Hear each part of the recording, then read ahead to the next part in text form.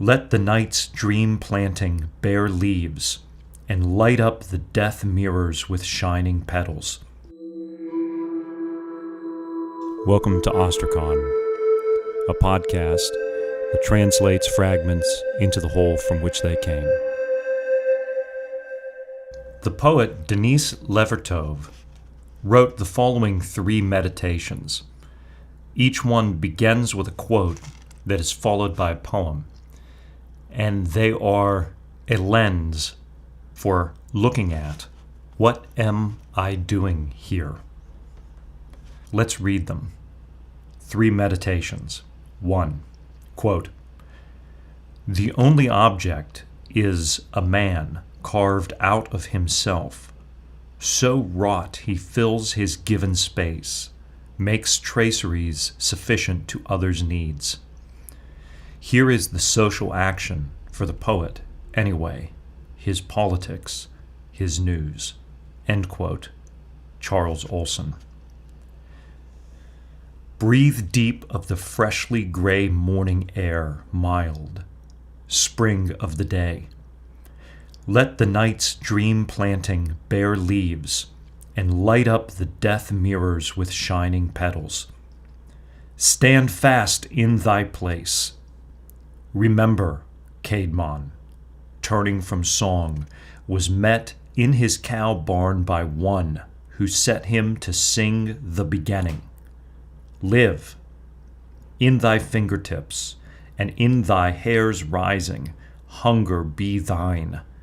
Food be thine, and what wine will not shrivel thee? Breathe deep of evening. Be with the rivers of tumult. Sharpen thy wits to know power and be humble. 2.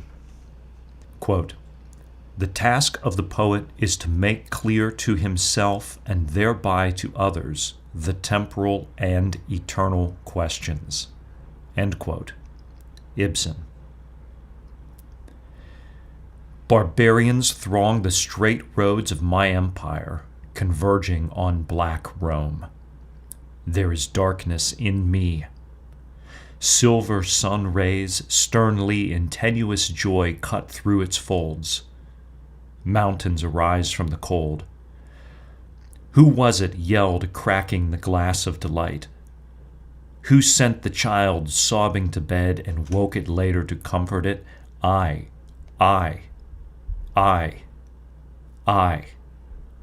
multitude.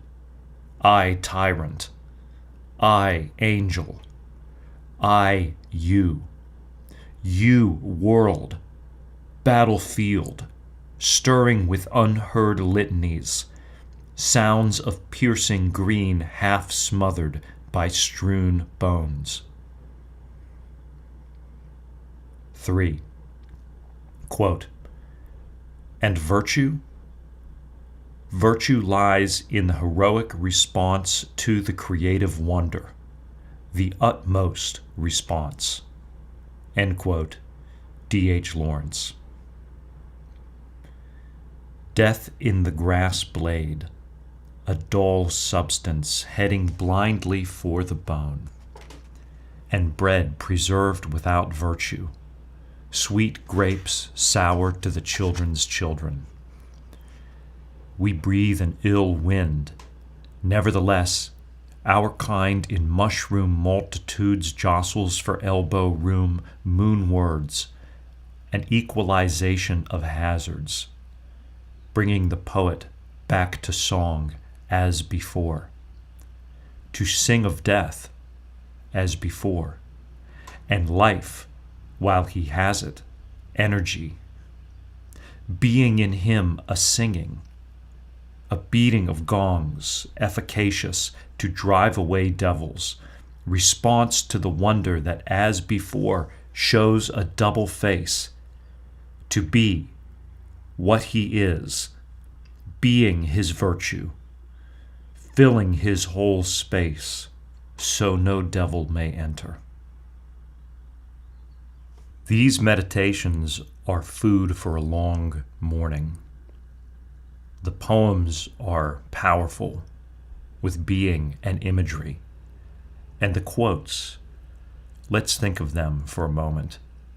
The first, the object is us, the human person, carved out of our selves, so wrought we fill our given space. It is like the pruning of the vine, the tending of the vineyard, such that it would bear fruit.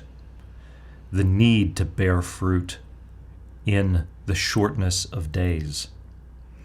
And what is this action of carving? Carving is removal. It is the taking away from the raw materials that we began with. But the taking away leaves an image remaining of the material. It is a pruning. And this carved out of ourselves, we are pruned. We are made an image from the things we have lost, or maybe from the things we have shed. It is like Michelangelo looking at a block of stone and saying, as he did, that there was an angel within it. But how would he get it out?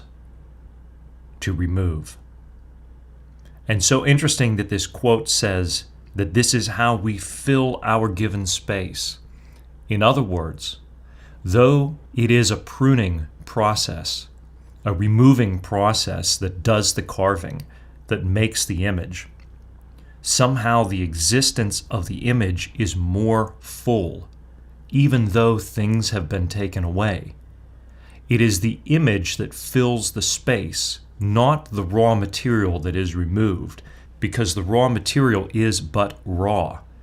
The image is the idea, the identity, the self, the thing conveyed out of the past and into the future. It is the making of meaning, and the meaning, not the material, is what fills the space. Look at this next one. The task of the poet is to make clear to himself and thereby to others the temporal and eternal questions. The temporal and eternal questions. In other words, what is all this small talk? What are these transient things that occupy us? What are we saying if we are not talking about the temporal and eternal questions?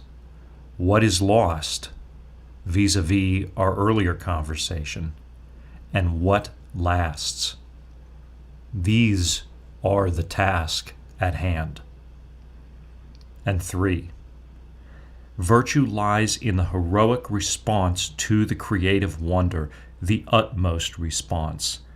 When we have been duly in awe of the world around us, what do we do? First, are we living enough to have a response to creative wonder? And then, what do we do with the wonder? How do we carve out of the raw materials of ourself the image that fills our space? But it begins, you see, in the virtue. We must know ourselves, as was the old order carved on the entrance to the oracle at Delphi. But we must not know only ourselves, or else what will we make? The creative wonder, the awe of all the things that lie beyond and outside of ourselves, inspires the carving of the image that fills not just our own mind, our own ego, but fills the space that we are given, the making of meaning. You may have noticed also in these poems an interesting name, Caedmon. Caedmon lived in the 600s and is the earliest English poet whose name is known. He claimed to have learned music overnight in a dream.